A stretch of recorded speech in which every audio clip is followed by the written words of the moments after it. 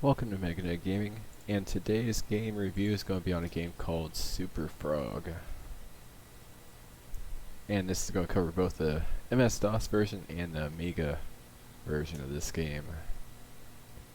Superfrog is a 2D side-scrolling platformer developed by Team 17, published by Team 17.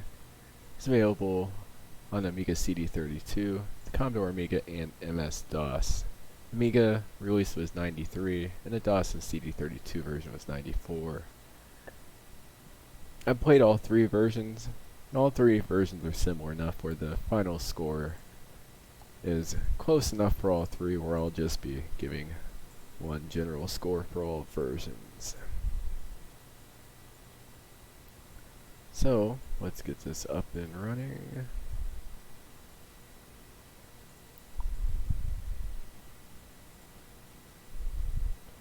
Here's Superfrog.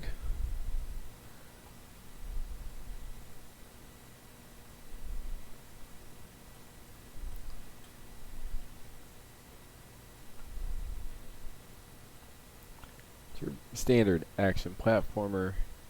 Collect coins, gather things. Definitely works better with a controller. I'm using a keyboard now just to show off the graphics and everything. So don't judge my gameplay. Here's a variety of creatures, variety of levels, and quite a nice art style for the time. There's a variety of things you can collect. Do have a few continues, as well as a few different attacks you can do.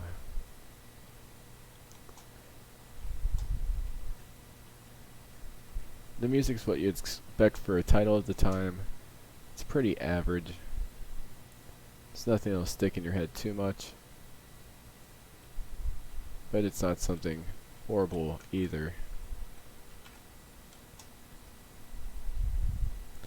Here's a bit of verticality to the levels, especially in where the creatures are. You have to avoid. So you got to keep an eye on quite a few places in the level. There's also some special things you can find, like here's an example of the verticality. All the way up here there's some fruit to gather.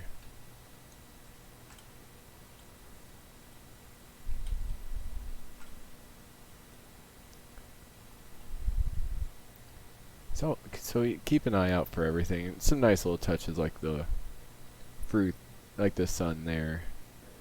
The levels do vary quite a bit as you move on in the game. You have 24 regular levels developed into 6 differently themed worlds. You need to collect a set number of coins, reach the exit. And if you don't have enough coins, then you're not allowed to exit the level. Now the story concerns an unnamed prince who has been turned into a frog by a jealous witch in homage to Frogpin's fairy tale. Now the princess girlfriend is also abducted by the same witch, so the frog needs to save his girlfriend and turn back into the prince. Team 17 is also responsible for the Worms series, which is a much better game than this, and it does play quite a bit like a poor man's Sonic. So as far as Superfrog goes, there's not really a whole lot to say about it. If you want to pick it up, it's not too hard to find.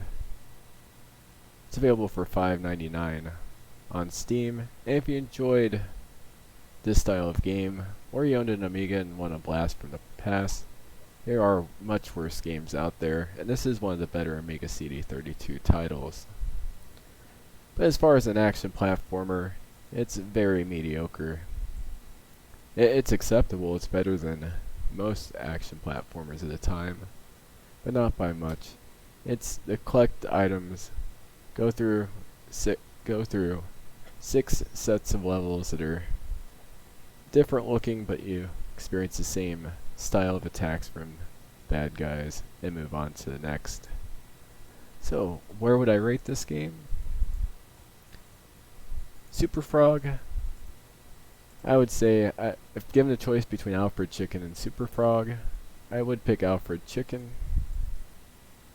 But it's not much worse than Alfred Chicken, and it is better than some other attempts at action platformers, especially for the Amiga CD32. So I'm putting it right in the average category. It's an average game. It's fun if you enjoy this style of game, and if you have a lot of nostalgia for this type of game, you'll probably find something here you'll enjoy. Otherwise, there are much better examples of classic games out there you can pick up. At $5.99, you'll get your money's worth. But it's not worth much more than that. Now let's say you want to track down an Amiga CD32 copy. On eBay currently, if you're trying to track that down, looks like you can get a copy, buy it now for 66 euros, 38 euros. Looks like you're buy it now for 77 euros. That's in the case. So it's going to set you back a little bit. Finding a US copy is even more difficult. I couldn't find a copy, and I'm not entirely certain whether there was an Amiga CD32 released in the US, but there was an actual Amiga release. So that's Superfrog, a blast from the past from the CD32, also ported to DOS. And if I was given a choice between the versions, I would pick the Amiga version over. I think the sound and the graphics are slightly better, but all of them play pretty much exactly the same, especially once you get your controller up and running for the DOS version. So, like I said, average title.